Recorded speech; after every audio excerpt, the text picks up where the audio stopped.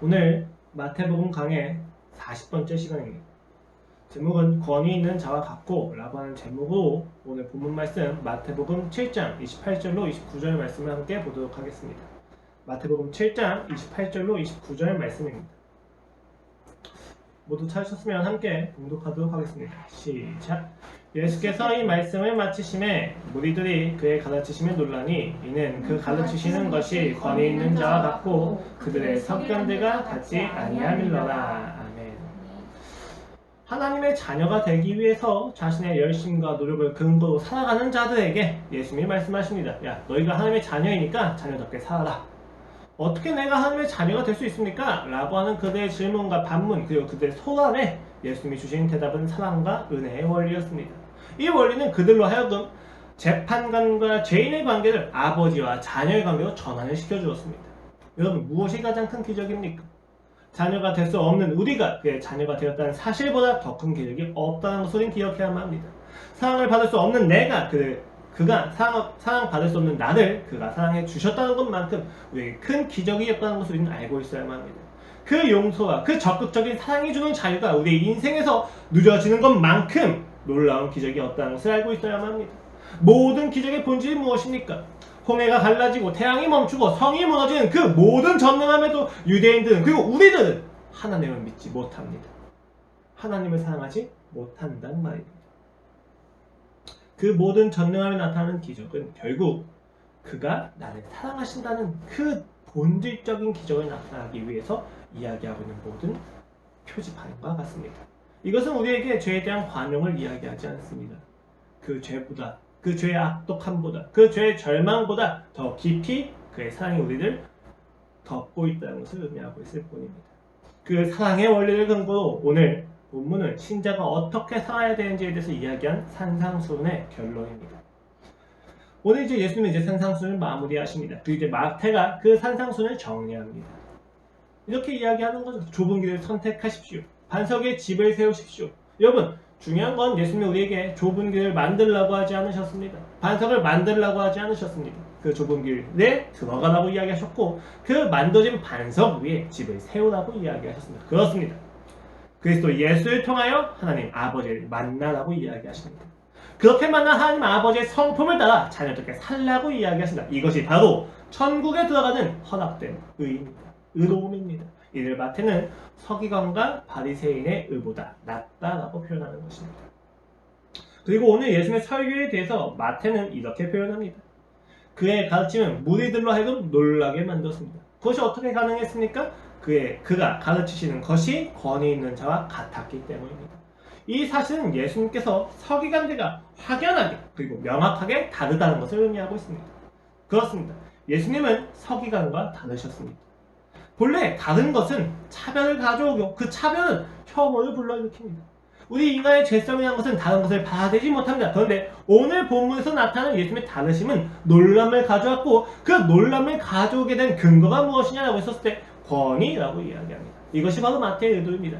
예수 그리스도께서 권위가 있으셨고 그 권위로 인해서 다른 자들과는 다름이 나타났다는 것입니다.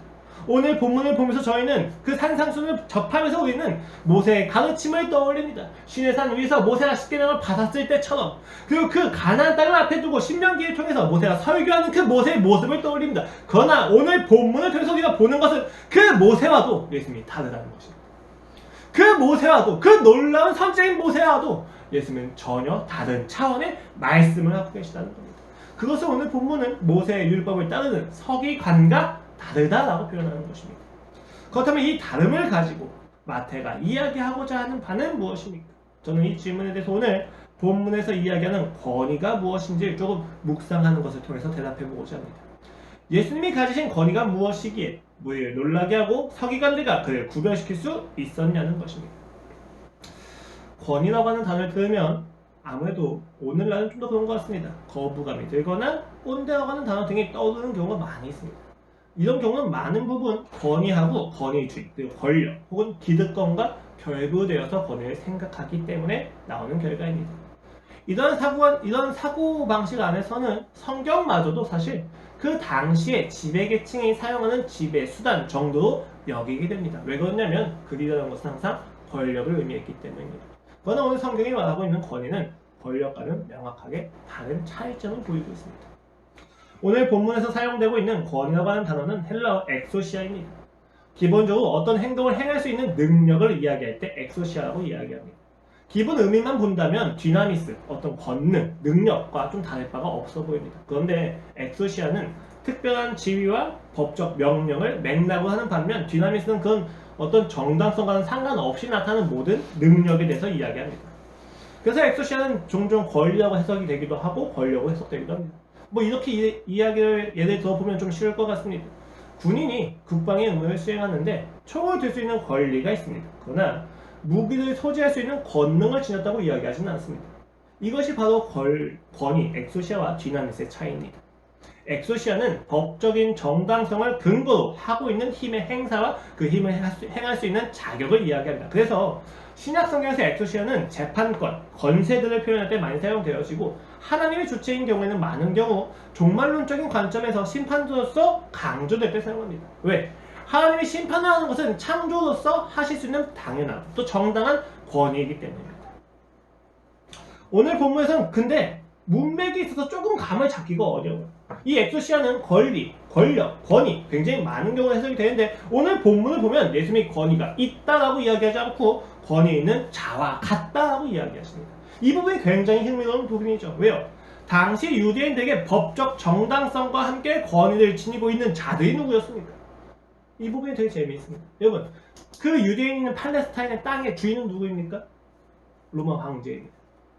그 로마 황제가 당시 셀루쿠즈에게 정복되어 있는 이스라엘 팔레스타인을 정복할 때 도움을 받았던 게 그 셀루쿠즈 왕조에 속해져 있던 에돔, 그 에돔의 왕인 헤롯입니다.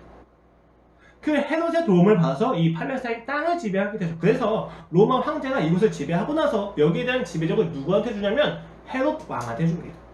당시에는 헤롯 안티파스가 그 권력을 지니고 있었죠. 근데 로마 황제 그리고 헤롯 왕 이거면 끝나야만 하는데 여기서 끝나지가 않아요. 예수님 당시엔 조금 더 복잡했습니다. 왜냐하면 헤롯 안티파스라고 하는 사람 바로 앞에 헤롯 아켈라오가 있는데 이 아켈라오가 하는 사람이 굉장히 폭정을 많이 저질렀어요. 그래가지고 유대인들 중에서 굉장히 많은 사람들이 반란을 일으킵니다. 이 반란을 일으켰을 때 아켈라가 2에서 3천 명을 죽였다고 이야기되어지고 있어요. 그리고 당시 이것이 로마 황제를 분노하게 합니다. 왜냐하면 로마 황제는 그 지배에 있어서 관용 정책을 펼치고 있었기 때문이에요. 반란이 일어나고 그것을 2, 3천 명을 죽이는 것을 통해서 제압을 했지만 또 반란이 일어날 가능성을 보니까 로마 황제가 헤롯 아켈라오를 불러서 유배시킵니다. 그리고 그 땅을 안티파스한테 주는 거죠. 이 상황이 지금 예수님이 계시는 상황입니다. 여러분 잘 생각해보세요. 유대인들은 굉장히 비극 속에 있어요. 로마는 이방 국가입니다. 총독은 그렇게 해서 이제 아켈라오가 가고 안티파스가 지배하는데 문제는 그 예루살렘에 대한 직할령을 로마 황제가 총독한테 줍니다. 그래서 그 주변 갈릴리나 이런 데는 헤롯들이 다 분봉왕들이 다 나와서 가지고 있는데 예루살렘만큼은 총독인 빌라도, 우리가 알고 있는 빌라도가 지배하고 있었고 그 총독은 굉장히 많은 사람들이 있었습니다. 굉장히 재밌는 거예요. 왜요? 로마는 이방 국가입니다. 또 총독은 그 대리인입니다. 그리고 헤롯은 이방 국가인 에돔의 피가 섞여 있는 데다가 폭정을 행하던 자입니다. 유대인이 인정할 만한 권위가 아무도 없어요. 그래서 이들은 대제사장을 중심으로 사내들인 공의회 72인을 뽑습니다. 그 안에서 뭐 장로라고 하는 이름으로서 이미 어느 정도 있어 왔는데 이제 로마 제국이 지배를 하면서 사내들인 공의회가 좀 더 구체화되는 것이죠. 그들만의 자치 세력을 만든 겁니다. 그런데 이들 역시도 로마 제국과의 유착 관계로 인해서 존경받기 좀 어려웠어요. 왜냐하면 대부분이 사도계파였거든요. 그래서 이들한테 유일하게 인정받았던 존재가 바로 서기관입니다. 이 서기관 아니면 바리새파죠. 왜냐하면 이 서기관과 바리새파만큼 그 율법을 중요시하고 그 율법을 강요하고 강조하고 또 살아내는 사람들이 없었다고 여겨진 거예요. 이들은 여전히 로마하고 항거하는 중에 있었습니다. 이러한 배경 속에서 오늘 본문은 이야기하는 거예요. 서기관과 다르다. 왜? 예수님이 권위가 있다라고 이야기하신 거죠. 그러면 예수님이 권위가 있는 자와 같다고 이야기했을 때 이 권위 있는 자가 누구냐는 거예요. 로마 황제는 될 수 없습니다. 총독도 될 수 없습니다.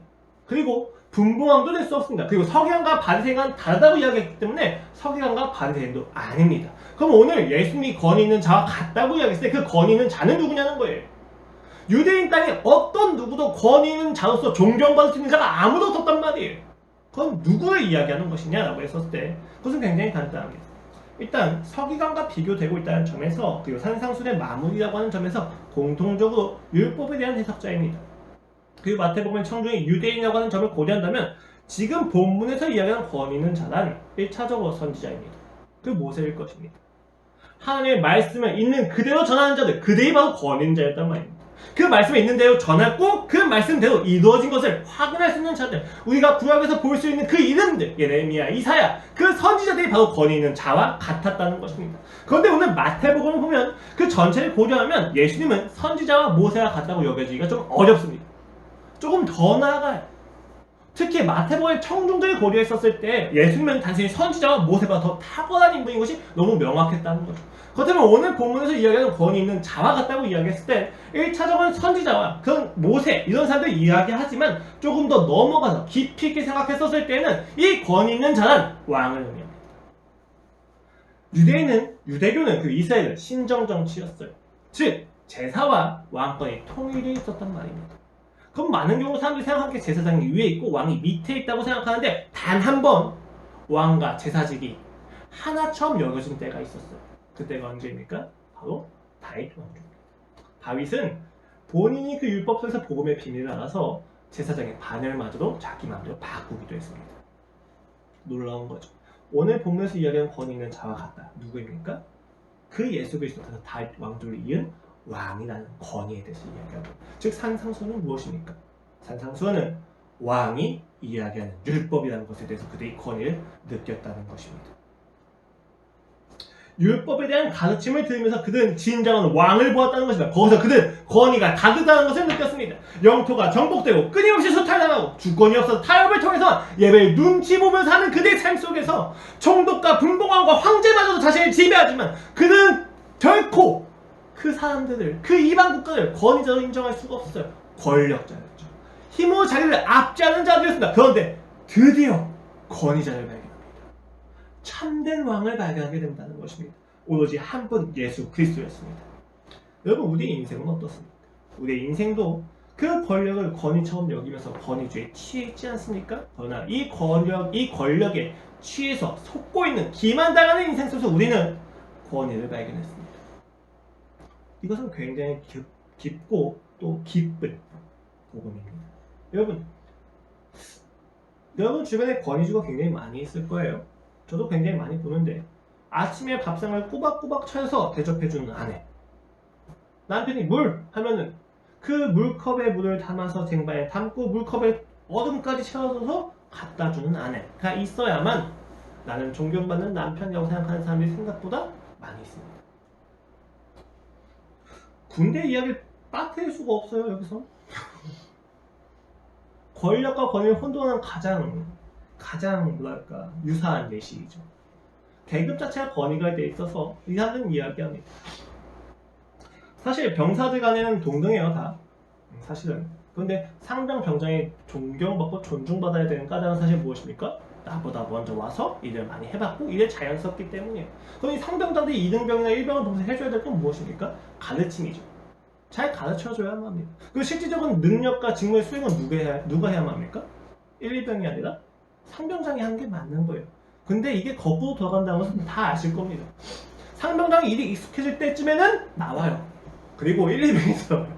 뭔가 이상한 거예요. 그 1, 2병이 듣는 이야기는 항상 똑같습니다. 야, 너 이거 배웠어? 1번 배웠습니다. 2번 안 배웠습니다. 어떤 대답을 하든지 간에 똑같은 결론으로 갑니다. 배웠습니다. 배웠는데 왜 못해? 2번 안 배웠습니다.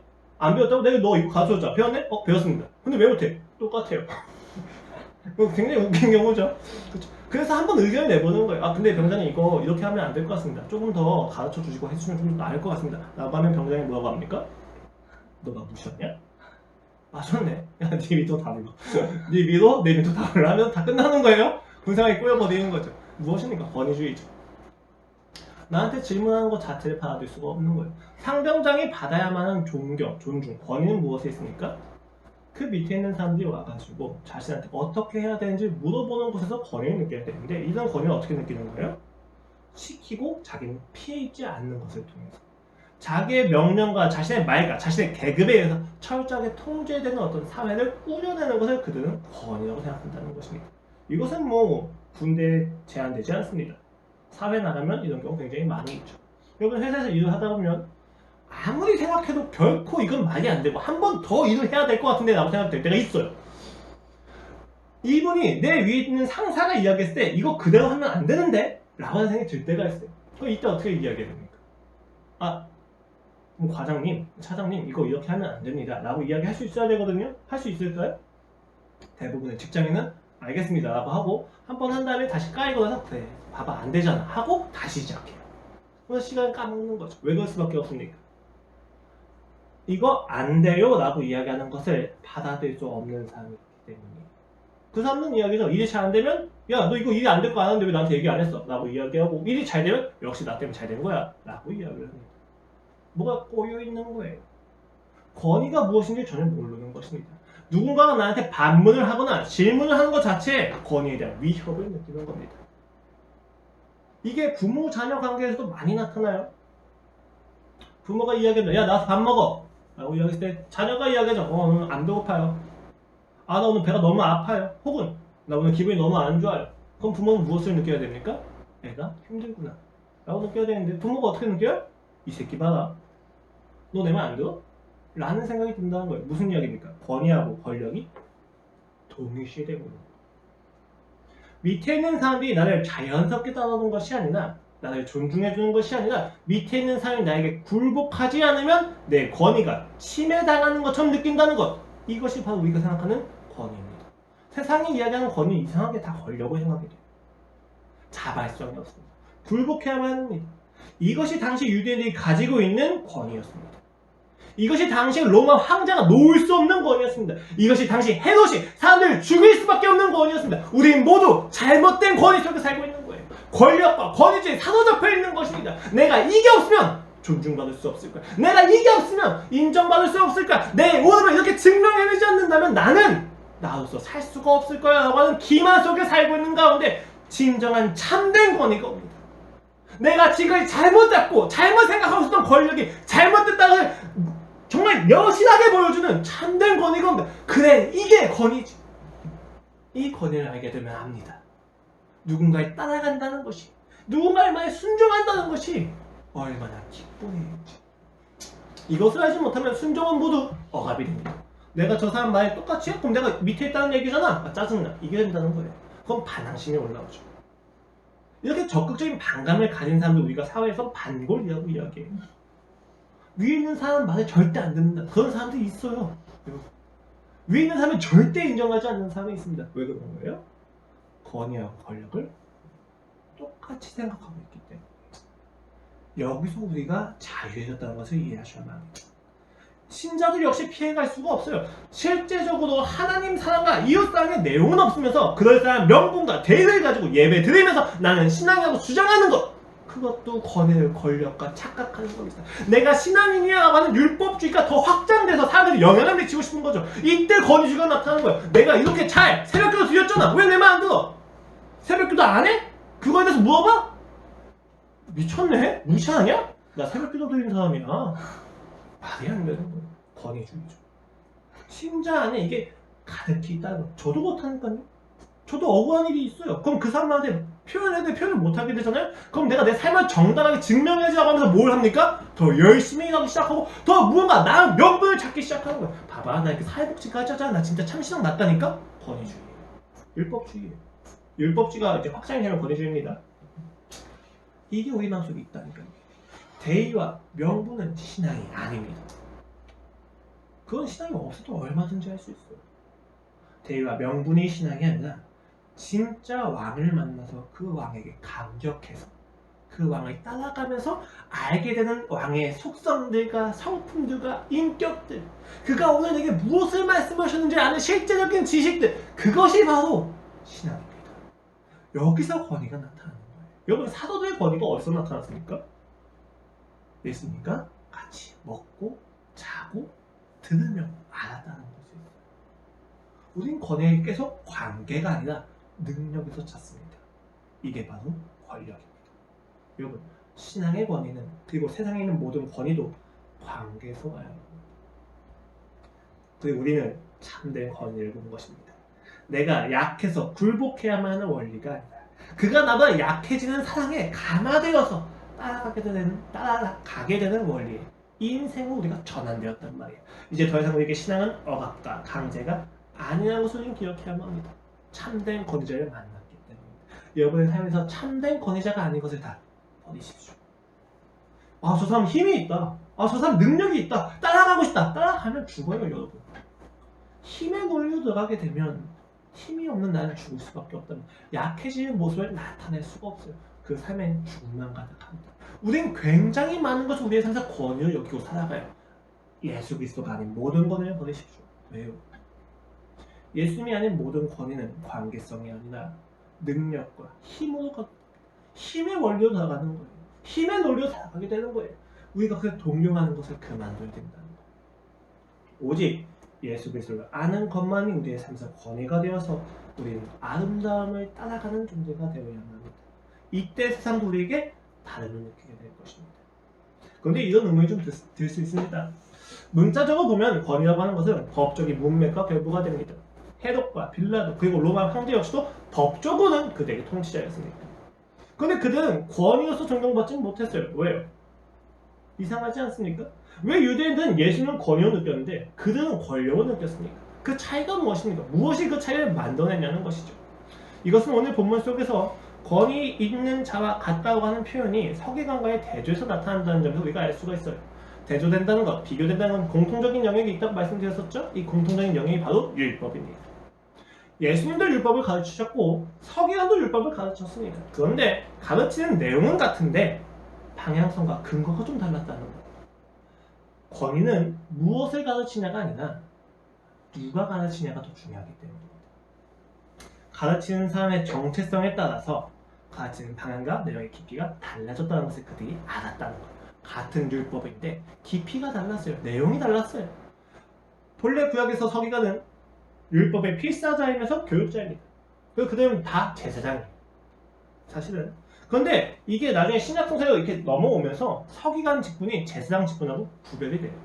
분리가 돼서 전문직으로 바뀌게 됩니다. 특수한 교육을 받아서 서기관직을 수행하는 거죠. 여기에 속한 대부분의 사람이 바리새인이에요. 그리고 제사장의 임무를 역할을 하는 사람들이 대부분 사두개파입니다. 이렇게 분리가 되면서 서기관들은 가르치고 또 그 율법을 강요하는 역할을 맡게 됩니다. 제사장은 예배만 드리는 것이고요. 원래 이 예배하고 가르치는 게 같이 가야 되는 거잖아요. 이게 다 분리돼 버린 거예요. 전문적으로. 마치 신학과 목회가 분리된 거죠. 그래서 이들은 가르치기 시작합니다. 그래서 이들이 가르치는 모든 율법에 대한 해석은 당연하게 정통에 대해서 의존할 수밖에 없었어요.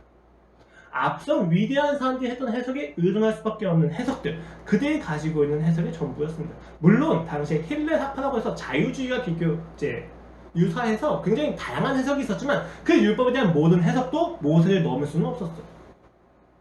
그들은 전통에 의존하고 있었거든요. 예수님은 좀 달랐죠. 예수님은 모세에게 의존하십니까? 아니요. 예수님은 모세를 활용하실 수 있죠. 이 차이가 어디서 발생하는 거예요? 이 차이는 간단합니다. 율법을 중심에 두고 서기관들은 율법의 명령을 지켜야 하는 존재들이고 예수님은 그 명령을 하신 존재입니다. 이 신분의 차이, 이 역할의 차이가 율법에 대한 해석을 바꾸어 버린다는 거예요. 굉장히 중요합니다. 무엇이 더 우아할 것 같습니까? 명령을 받은 자가 하는 해석과 명령을 한 자가 하는 해석, 어디가 맞을 것 같습니까? 너무 명확하죠. 명령을 한 주인의 해석이 옳을 수밖에 없다는 겁니다. 실제로 권위라고 하는 영단어 authority도 그 어원을 보면은 원저자, 저술자라고 하는 어떠에서 나왔어요.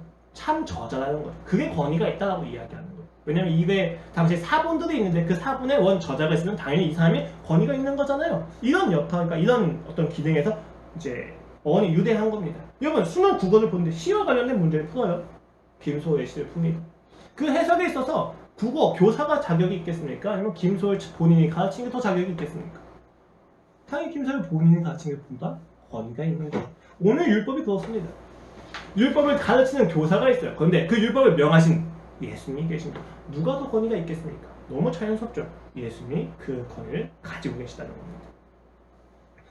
그 주인이 그 율법을 해석하자 유대인들은 놀라운 감격을 느껴요. 왜요? 지난 시간 동안 이해되지 않았던 율법들, 지키고자 노력했지만 지킬 수 없었던 이유들이 밝히 보이는 거예요. 아, 이 율법이라는 것이 내가 노력과 열심을 지키는 것이 아니고, 내가 자녀가 되기 위해서 지키는 것이 아니고, 이미 하나님의 나아가 임해서 그 은혜를 맛보고 사랑을 알고 자녀가 된 자들이 지키는 것이구나 라고 하는 그 해석들 속에서 그들이 알게 된 겁니다. 권위가 다르다.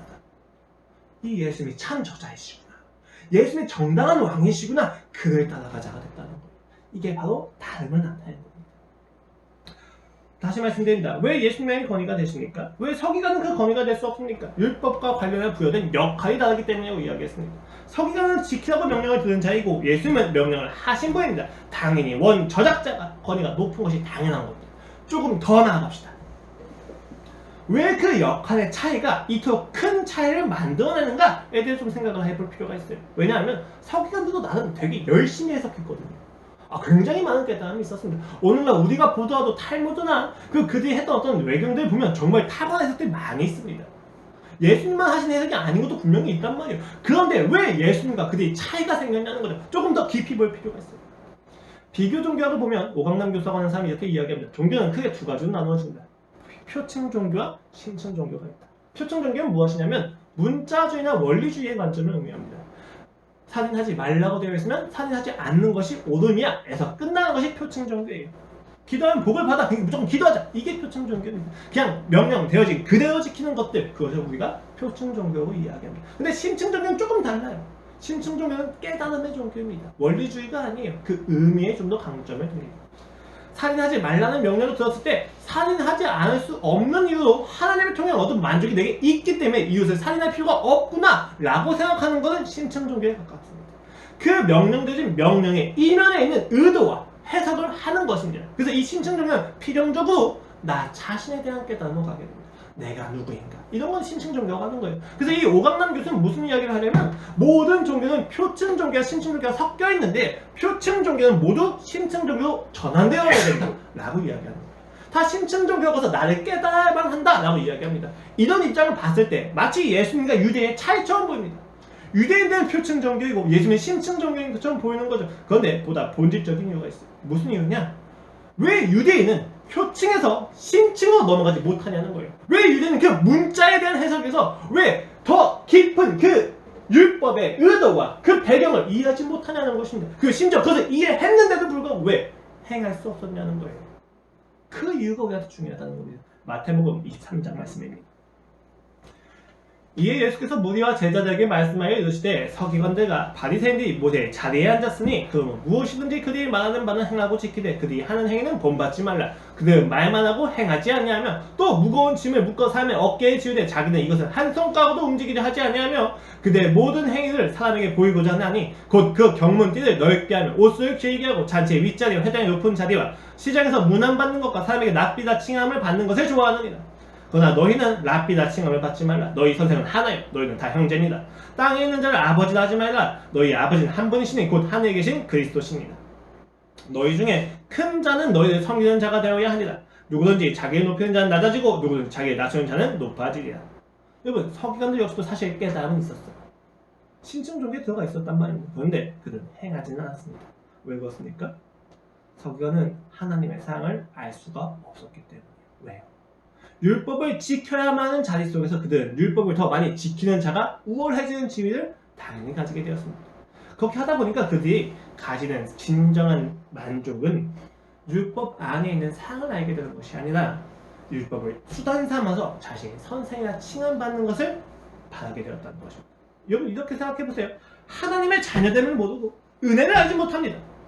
그 상태에서 율법을 지킨다면 우리는 반드시 나 자신을 더 사랑할 수밖에 없어요. 상대를 정죄하는 것을 통해서 나의 높음을 증명하는 악순환으로 빠질 수밖에 없다는 것입니다. 아마 이들은 하나님의 나라가 회복되는 것으로 자신들이 받는 존경이 없어진다면 그 하나님의 나라가 임재하는 것을 원하지 않았을 겁니다. 그것이 바로 유대인들의 상태였어요. 자기들의 진정성과 진심을 가지고 항전할 것입니다. 그들은 아니야, 우리는 그래도 하나님 나라를 원해 라고 이야기할지도 모르죠. 그러나 그들은 자신들의 행위를 통해서 그들의 율법을 행하는 이유가 그 본래 목적인 하나님과 아무 상관이 없다는 것을 증명합니다. 자신들의 존경을 빼앗긴다면 하나님은 우리는 다 거절할 수 있다는 것을 그들이 증명합니다. 무엇을 통해서? 십자가 사건을 통해서 말입니다. 예수 그리스도가 왔습니다. 그 권위를 그들은 알았어요. 그가 다르다는 걸 알았습니다. 그의 해석이 보다 권위 있다면서 그들은 알 수밖에 없었습니다. 그러나 그들이 집중했던 것은 그가 권위 있다는 사실이 아니라 그 권위로 인하여 자기들의 기득권이 빼앗기고 있다는 것입니다. 이것을 마태복음 21장에서는 이렇게 이야기합니다. 예수께서 성전에 들어가 가르치실세 대제사장들과 백성의 장로들이 나와 이르되 네가 무슨 권위로 이런 일을 하느냐 또 누가 너한테 이 권위를 주었느냐 라고 하자 예수께서 대답하시되 나도 한 말을 너희에게 물으리니 너희가 대답하면 나도 무슨 권위로 이런 일을 하는지 이르리라. 요한의 침례가 어디로부터 왔느냐 하늘로부터냐 사람으로부터냐 그들이 서로 의논하여 이르되 만일 하늘로부터라 하면 어찌하여 그를 믿지 아니하였느냐 할 것이요 만일 사람으로부터라 하면 모든 사람이 요한을 선지자로 여기니 백성이 무섭다 하여 예수께 대답하여 이르되 우리가 알지 못하노라 하니 예수께서 이르시되 나도 무슨 권위로 이런 일을 하는지 너에게 이르지 아니하니라. 예수님께서 하신 이유가 뭐예요? 이 대답의 본질이 무엇입니까? 야 너희가 나의 권위를 묻지만 너희는 내가 누구의 권위를 가지고 있는지에 대해서 궁금하지 않잖아. 너희는 권위의 문제가 아니라 너희의 기득권을 뺏는 내가 싫은 거야. 너희의 권력을 뺏고 있는 내 권위가 싫은 거 아니야. 이게 바로 서기관과 바리새인이었습니다. 여러분 이 말씀을 보면서 우리는 굉장히 큰 충격을 받아야 돼요. 왜 우리는 신앙생활 속에서 표층에서 심층으로 넘어가지 못합니까? 더 나아가서 심층에서 왜 우리는 실천하지 못합니까? 대의와 명분은 있습니다. 무엇이 옳은지는 압니다. 그런데 왜 우리는 그 옳음을 행하지 못합니까? 간단합니다. 우리의 관심이 예수가 아니라 나이기 때문에 우리의 모든 집중과 초점이 예수 그리스도를 더 아는 것이 아니라 내가 어떻게 하면 더 높아질까? 어떻게 하면 나의 자신을 보호할 수 있을까? 어떻게 하면 나를 더 사랑할 수 있을까? 우리가 집착되어 있기 때문에 우리는 나아갈 수가 없는 겁니다. 우리는 권위가 아니라 권력을 따라가고 있다는 것이 여기서 보인다는 것입니다. 왜 심층을 넘어서 삶에서 나타날 만한 믿음이 멈추어 버립니까? 율법을 통해서 예수님의 사랑을 바라보지 못하기 때문이라는 것입니다. 그런 사람들은 모두 권력자이지 권위자가 될 수 없습니다. 율법이 이루어지는 것을 누리는 자들이 아니라 율법을 이루어야만 하는 자들의 위치에서 율법을 보고 있기 때문에 그들은 율법을 자신들이 높아지는 수단으로 삼을 수밖에 없습니다. 나의 위치를 열심과 능력으로 쌓아 올렸기 때문에 그들은 이 열심과 노력을 가지고 모든 사람들이 통제하기를 원합니다. 모든 사람들이 나를 사랑하기를 원합니다. 모든 사람들이 나를 인정해주기를 원합니다. 모두 다 권력입니다. 여러분 권력이라는 게 막 엄청 독재 이런 거 아니에요. 여기서 이야기하는 권력이 무엇입니까? 내 능력과 내 열심을 가지고 내가 높아져서 이 능력과 열심이 인정받는 사회를 원하는 것 다 권위주의입니다. 그것은 참된 권위라 이야기할 수가 없습니다. 오로지 예수님만이 권위셨습니다. 왜요? 그는 율법을 강요하지 않으셨습니다. 우리는 그를 따라 살 수밖에 없도록 그의 아름다움을 보이셨습니다. 굉장히 놀랍죠? 모든 율법이 성취된 정점이 어디였습니까? 십자가였습니다. 여러분 예수님께서 모든 것을 이루셨다라고 이야기했을 때 율법이 모두 이루어졌다는 것을 의미하는데 이 율법이 이루어진 자리가 어디였느냐? 십자가였다는 거예요. 왜요? 어떻게 보면 십자가는 율법의 가장 대척점에 있습니다. 죄인이기 때문이죠. 죄인이 십자가에 매달리는 거죠. 그런데 이 십자가가 오히려 율법의 성취가 되었다. 왜 그렇습니까? 율법의 본질이 하나님 사랑과 이웃 사랑이었기 때문에 십자가에서 예수님은 하나님 사랑과 이웃 사랑을 이루어 보이십니다. 하나님을 사랑하기 때문에 십자가로 가셨습니다. 이웃을 사랑하기 때문에 십자가로 가셨습니다. 이 십자가에서 모든 율법이 성취되었다는 것입니다. 이것이 달라요. 서기관과 바리새인들은 이룰 수 없는 것을 가르칩니다. 그런데 예수님은 본인이 이루신 다음에 가르치십니다. 그것이 권위의 차이입니다. 요한복음 19장 30절에서 그래서 예수님은 이렇게 이야기하신 거죠. 예수께서 신 포도주를 받으신 후에 이르시되 다 이루었다 하시고 머리를 숙이니 영원히 떠나가신다. 많은 사람들이 이것을 깨닫지 못합니다. 신앙 역시도 힘인 것처럼 생각합니다. 오름을 살아내고 미래를 두려워하지 않는 힘이 마치 신앙의 열매인 것처럼 생각합니다. 아니에요. 기독교 신앙은 오름을 살아내신 예수님을 자랑하는 것에 있습니다. 기독교의 신앙은 내가 이루는 것이 아니고 그가 이루신 것에 감격하는 것에 있습니다. 이 모든 율법이 예수 그리스도의 십자가에서 이루어졌구나. 그 모든 전능이 무력이 되는 그곳에서 우리의 모든 율법이 이루어졌구나를 아는 곳에서 우리는 신앙을 가지게 된다. 여러분 정확히 기억하셔야만 합니다. 기독교는 깨달음의 종교가 아닙니다.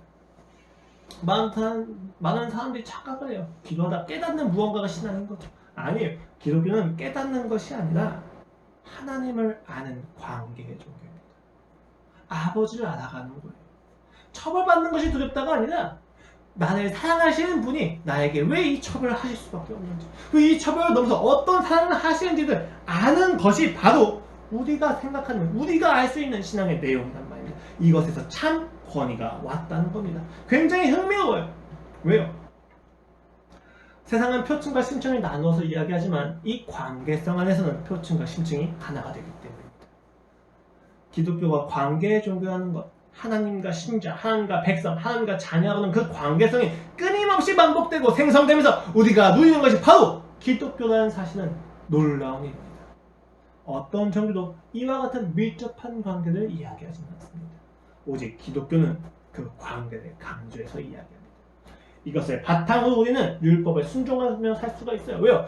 율법을 모두 이루신 예수니까 내가 관계하는 것을 통해서 율법을 이룰 수 있다는 겁니다. 이것이 아니면 율법을 이룰 방법이 없다는 것. 그것이 바로 기독교입니다. 예수님의 말씀이 권할 수 있는 유일한 까닭은 그가 말씀하신 그것을 이루시는 능력을 가지고 있는 주인이기 때문입니다. 여기서 참된 제자가 생기는 것이죠. 그가 하신 전능이 나를 살리기 위하여 약하여지는 무능력이 될 때 우리는 절망했었습니다. 그러나 그 무능력 속에서 부활을 통하여 생명을 보이셨을 때 우리는 그 상에 승리한 것을 확인하며 그를 닮아가는 삶을 시작합니다. 감화력입니다. 닮아가고 싶은 거예요. 영향을 받았다는 거죠. 여러분 굉장히 흥미롭습니다. 철없는 자녀가 철 드는 순간은 혼날 때가 아니에요. 철없는 자녀가 철이 드는 순간은 부모님의 눈물에 섞인 사랑을 경험할 때입니다. 오늘 본문의 이야기하는 권위가 바로 여기 있어요. 성경적인 권위가 무엇이냐? 세상의 창조주인 하나님께서 자신이 명령한 바를 직접 사랑으로 이루시는 삶에서 나타나는 사랑의 가마력, 그것이 바로 하나님의 가마력, 권위. 세상의 권위는 달라요. 왜? 세상은 권력과 권위를 계속 동일시하는 한계 속에 있기 때문에. 그런데 기독교는 정확히 이야기합니다. 세상의 창조주 되신 하나님께서 명령하신 만의 소리가 권위를 가질 수 있다. 그 가마력이 바로 권위입니다. 왜 그토록 예수님의 권위를 우리가 이렇게 중요하게 다루는가? 간단합니다. 그 권위가 우리 신자들에게 위임되어 있기 때문입니다. 마태복음 28장입니다. 예수께서 나와 말씀하여 이르시되 하늘과 땅의 모든 권세를 내게 주셨으니 그러므로 너희는 가서 모든 민족을 제자로 삼아 아버지 아들과 성령의 이름으로 침례를 베풀고 내가 너희에게 분부한 모든 것을 가르쳐 지키게 하라. 볼지어다 내가 세상 끝날까지 너희와 항상 함께 있으리라 하시니라. 마지막 지상명의 근거가 무엇입니까? 하나님 아버지에게서 받은 하늘과 땅의 모든 권세입니다. 이 권세가 엑소시아예요. 하늘과 땅에 마땅한 주인으로서 명령하셨다는 것이 그가 우리를 제자로 보내시는 근거였습니다. 그렇기 때문에 우리는 그 주인의 대리자로서 오늘 살아갑니다. 명령을 통해서 우리는 삶에서 의무가 생겼고 목적이 생겼습니다. 그가 명령하셨기 때문에 그 명령을 따라가는 우리 인생이 천지천지의 목적과 부합되는 인생입니다. 그 목적을 수행하기 위해서 우리가 가져야만 하는 것이 무엇입니까? 하나님 우리를 부르시고 우리에게 보내신 그 자유 가운데서 우리가 하나님께 요구해야 될 것이 무엇입니까? 은혜예요. 내가 할 수 없는 것을 하게 해주는 성화의 은혜에서 내가 할 수 없는 것을 하게 해주는 그 은혜의 사랑의 가마력, 우리가 그것이 하나님께 요구해야 될 당연한 것입니다. 담대함이에요. 이게 우리의 권위예요. 이게 권리죠. 하나님께 요구할 수 있는 겁니다. 담대해질 수 있어요. 주여 내가 주에게 용서받을 수 있습니까? 네! 할 수 있습니다. 왜요? 내가 하나님을 따라서 살아가기 위해서 하나님과 더 깊은 관계를 하기 위해서 그의 용서를 안 할 만하기 때문에 정당한 겁니다. 이 성화의 관점에서 우리가 사랑의 가마력을 받았을 때 우리는 이제 주께서 명령하신 대로 제자가 되어서 제자를 가르치는 삶을 살아가게 됩니다. 그럼 제자를 가르치는 삶에서 당연히 권위가 오죠. 이 권위는 어디서 옵니까? 내가 주님을 따라가는 제자가 되었다는 것에서 옵니다. 명분과 대의가 아니에요. 실력과 능력이 아닙니다. 세력을 규합해서 만든 권세가 아닙니다. 하나님을 따라서 십자가의 도를 말로 설명하는 것을 넘어서 살아갈 때 그 사랑이 우리의 삶에서 반사되어 나타나는 가마력, 그것이 바로 신자가 나타내는 권위입니다. 이때 사람들은 우리를 보고 그들을 간절히 열망할 것입니다. 여기서 전도가 일어나는 것이죠. 여러분, 교회가 사회복지를 합니다. 그럼 정부에게 가서 돈을 달라고 뗐습니까? 아니에요. 사람들이 돈을 주고 싶어서, 기부하고 싶어서 안달나는 상태가 되는 것이 기독교의 권위입니다. 우리가 하는 사회복지가 너무 탁월해서 우리가 하는 사회복지가 더 전혀 다른 열매를 낳기 때문에 세상에서도 인정하고 어쩔 수 없이 우리가 여기에는 기부하면 정말로 열매가 맺히겠구나 라고 생각해서 사람들이 와서 돈을 주고 싶어서 안달이 나는 것이 기독교의 사회복지입니다. 기독교의 교육은 무엇입니까? 학생들이 불러 모을 수밖에 없는 겁니다. 권위가 나는 것을 느끼는 거죠. 우리가 누군가를 가르칠 때 그 사람들이 선생을 보는 것이 아니고 그 학생들을 보고 그 학생들이 이렇게 만들 수 있었던 원리가 무엇인가 했을 때 사랑을 보고 그 사랑의 본질이신 하나님을 찾아가게 되는 것. 거기서 우리는 권위를 나타냅니다. 유망한 진로? 능력의 탁월함? 우리가 가진 학생이 얼마큼 높은 학교에 갔다? 아니요. 그 학생이 얼마나 사랑하고 살아가는지, 그 학생이 얼마나 세상에 선한 영향력을 펼치고 나아가는지 보여주는 것이 바로 기독교 교육의 권위라는 겁니다. 세상은 성공을 끊임없이 나타납니다. 원합니다. 세상은 끊임없이 높아지기를 원합니다. 그것이 권위인 걸로 착각하고 있는 거예요. 그것은 권위가 아닙니다. 우리는 왜 그 권위가 나타나지 않습니까? 왜 세상이 우리를 통해서 하나님을 바라보지 못합니까? 간단합니다. 우리가 여전히 예수님보다 더 소중히 여기는 것이 있기 때문입니다. 예수 그리스도와의 관계보다 더 소중히 여기는 것이 있기 때문에 우리에겐 권위가 나타나지 않습니다. 참된 권위이신 예수님을 알지 못하기 때문에 우리의 삶에서는 모든 권위가 무너진다는 것입니다. 참 권위로 돌아가십시오. 나의 참주에게로 돌아가. 이 율법이 이미 이루어졌음을 누리면서 그를 닮아가시는 삶이 아니라면 우리의 인생에선 권위가 아니라 권력만 가득할 것입니다. 앞지 않은 인생이 될 것입니다. 내 실력이 높아질수록 사람들이 나를 멀리하게 될 겁니다. 여러분 우습지 않습니까? 내 능력이 높아질수록 사람들이 나를 멀리하게 된다는 것. 물론 나의 능력에서 떨어지는 콩고물을 얻기 위해서 다가올 수는 있겠죠. 그런데 여러분 되게 웃겨요. 군중성의 고독이라는 건 사람들이 되게 아무리 가까이 붙어도 느끼는 외로움이 있다는 거예요. 내가 능력이 높아지면 사람들이 따라올 겁니다. 그러나 그 능력이 없어지면 바로 떠나가는 사람들은 함께 있을 때도 나의 외로움을 채워줄 수 없다는 것을 기억하셔야 합니다. 내가 이뻐야만 나를 사랑하는 남자는 나를 사랑하는 게 아니에요. 우리가 이것을 기억해야 합니다. 그것은 이쁨을 무기 삼은 권력입니다. 우리는 권위가 있어야 돼요. 우리가 가진 이쁨도 이쁨이지만 우리의 내면적인 그 아름다움 역시도 그 사람에게 영향을 미쳐서 그 사람이 나를 평생 함께 살아가는 기쁨을 알게 하는 겁니다. 여러분 제가 결혼 이제 5년차 넘어갈 때쯤이 됐는데 제가 만나서 정말 놀라는 건 매일매일 새롭게 사랑할 수 있다는 거예요. 저는 이게 지루해질 줄 알았어요. 피곤해질 줄 알았고 권태기한 게 올까고 생각했습니다. 그게 무서웠어요. 맨날 이야기하다 할 얘기가 없으면 어떻게 하지? 이 두려움이 있었습니다. 재미가 없으면 어떻게 하지? 근데 되게 재밌어요. 같이 사는 게. 그 같이 살아갈수록 이쁜 걸 더 발견합니다. 여러분 그냥 객관적으로 과학적으로 이야기할게요. 유진이는 노화가 더 많이 진행됐습니다. 제가 만났을 때보다. 그렇죠? 저희 아내는 지금 처음 만났을 때보다 훨씬 더 많은 노화가 진행이 되었고 그 당시보다는 세상적인 기준에서 이쁨은 조금 사라졌을 수 있어요. 어쩔 수가 없어요. 이건 뭐 객관적인 결과예요. 과학적으로. 근데 여러분 더 사랑을 하게 된다는 겁니다. 이쁨이 제게 권력이 되지 않았다는 겁니다. 권위가 되었다는 겁니다. 무엇이? 그 사람 자체가. 물론 우리 둘의 관계 신앙이 있었기 때문에 그 권위는 하나님의 사랑으로부터 왔다고 저는 생각합니다. 왜 그토록 마태복음이 다름을 강조합니까? 왜 예수님이 다르다는 이야기하십니까? 예수님이 막 뭔가 탁월하게 이야기해서 무엇을 이야기하고자 합니까? 간단합니다. 권위를 이야기하고 싶었기 때문입니다. 예수님이 다른 건 차별과 핍박을 불러일으킨 게 아니라 사람들로 하여금 따라갈 수 있는 가만을 보여준다는 것입니다. 산상수훈의 가르침을 통틀어서 메시지는 간단합니다. 오늘 마태는 이 다름을 통해서 메시지를 가늠합니다. 무엇입니까? 그리스도인은 세상과 같지 않다는 것입니다. 그리스도인은 세상의 방법으로 구원받지 않는다는 것입니다. 그리스도인은 그 능력과 높음과 강함으로 나타나는 인생이 아니라는 것입니다. 왜? 예수 그리스도께서 세상과 같지 않았고 예수 그리스도께서 세상의 방법으로 우리를 구원하지 않으셨고 예수 그리스도께서 능력의 높음과 강함으로 우리를 대하지 않으셨고 오히려 그가 약해지시고 무력해지시면 우리에게 더 큰 영향을 미쳤다는 것입니다. 제가 말했잖아요 아까. 아이가 철드는 게 처벌 때 무서워서가 아니라 부모의 눈물에 담긴 사랑을 봤을 때가 왜 그렇습니까? 인간은 모두 그것을 원하고 있어요. 능력이 높은 걸 원하는 게 아니에요. 여러분. 그 높은 능력도 사랑 앞에서는 무익해지는 것을 보고 싶은 겁니다. 우리 모두 사랑을 원하고 있어요. 우리가 진짜 필요로 하는 것이 뭐냐면 그 예수 그리스도의 사랑이 있다는 것입니다. 그것이 바로 마태의 메시지입니다. 그리스도인은 하나님 나라에 사는 백성들은 세상과 다르다.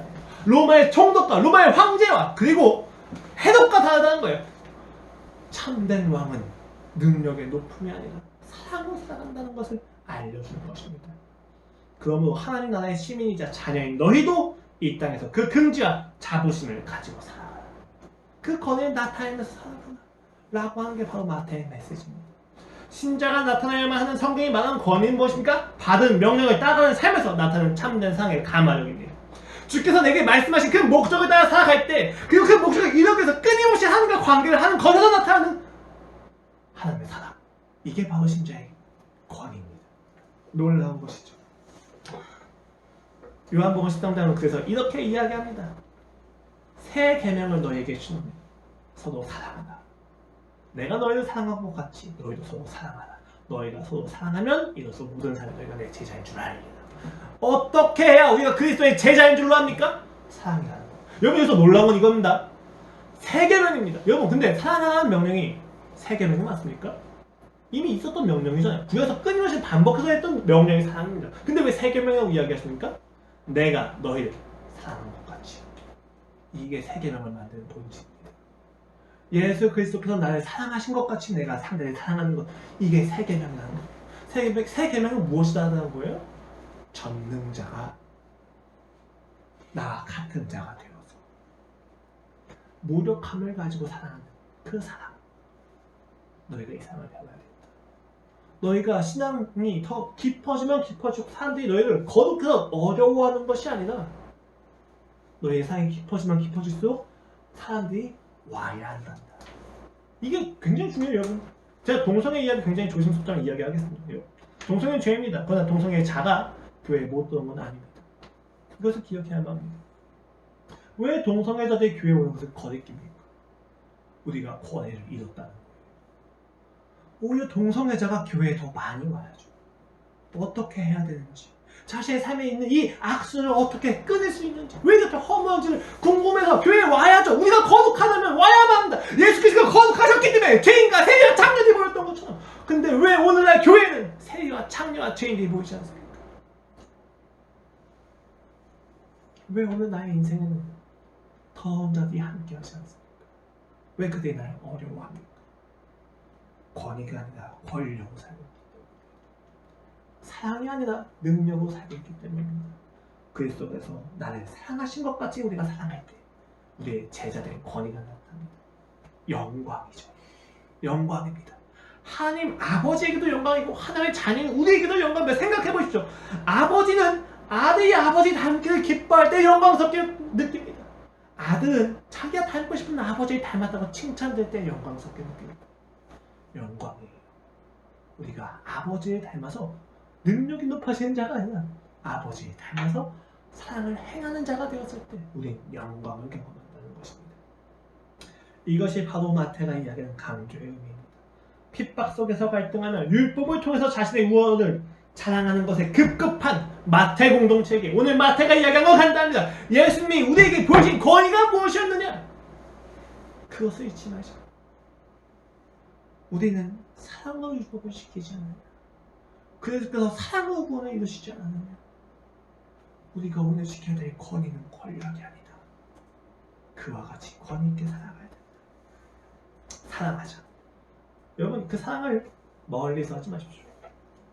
유네스코나 유네스코는 아니고 유네스코는 이런 거죠. 유니셰프나 비아대책위원회 기부하고 너무 좋습니다. 그런데 여러분, 오늘 본문에서 이야기하는 사랑과 권위는 먼 사람들한테 받는 게 아니라 내 가장 주변 사람한테 받는 거예요. 그래서 저는 정말 저의 잘못과 저의 교만을 회개합니다. 저희 아버지는 제가 교만하다고 생각하십니다. 제가 실패하고 권력으로 아버지를 통제하려고 했던 건 무너져야 됩니다. 가족들한테 우리가 해야 하는 태도와 자세 속에서 우리가 지금 권위로서 신앙생활을 하고 있는지 권력으로 신앙생활을 영위하고 있는지 정확히 알 수 있습니다. 여러분 주변에 있는 가족들 그리고 가장 친한 친구들한테 그 권위를 보여주십시오. 무슨 권위입니까? 하나님께서 내게 명령하신 명령을 따라가면서 창조의 목적을 따라가면서 끊임없이 하나님을 알아가고 그 사랑을 받은 자로서 나타내는 사랑의 가마력, 그것이 권위입니다. 사랑이 있는 가마력, 세상이 아니에요. 예수님께서 나를 사랑하셨던 것처럼 사랑을 기뻐하는 그 가마력이 바로 오늘 우리의 인생에 있어야만 하는 엑스시아 권위입니다. 정당한 권위입니다. 그것을 잃지 마십시오. 잊지 마십시오. 그리고 그 사랑을 잊지 않는 그 권위 아래에서 참된 신앙생활을 살아나가십시오. 기도하겠습니다. 하나님 아버지, 오늘도 우리가 이렇게 함께 찬양하게 하시니 감사합니다. 또 사랑하게 하시니 감사합니다. 주님, 이곳에 주님의 권위가 있습니다. 우리는 처벌이 무서워서 주님을 따라가지 않습니다. 우리는 예수님의 사랑에서 따라갑니다. 그 처벌을 넘어서서 나를 위하여 눈물 흘리시는 사랑에 우리는 주님을 따라갑니다. 나를 처벌하면 울지 않아도 되는데 눈물로 그 처벌을 스스로 감당하시는 예수님의 사랑을 보고 우리는 따라갑니다. 주님, 율법이 어디서 이루어졌습니까? 하나님의 사랑과 이웃사랑이 어디에서 이루어졌습니까? 바로 십자가입니다. 그 율법의 성취 우리를 초대하여 주셔서 감사합니다. 아버지, 사랑하기 원합니다. 사랑하게 하소서. 주께서 사랑을 명령하지 않으시면 사랑할 수 없사오니 주님, 우리에게 사랑을 명령하소서. 그리고 주께서 우리에게 사랑을 명령하셨기에 순종합니다. 억압이 아니라 순종합니다. 즐거움으로 누리게 됩니다. 우리가 율법을 이루며 힘들어하는 그 모든 순간마다 주께서 십자가에서 모든 율법을 이루셨음을 확인하며 그 사랑을 닮아갑니다. 아버지, 감사합니다. 나의 참된 권위신 예수 그리스도를 따라가게 하소서. 예수 그리스도의 이름으로 기도드렸습니다. 아멘.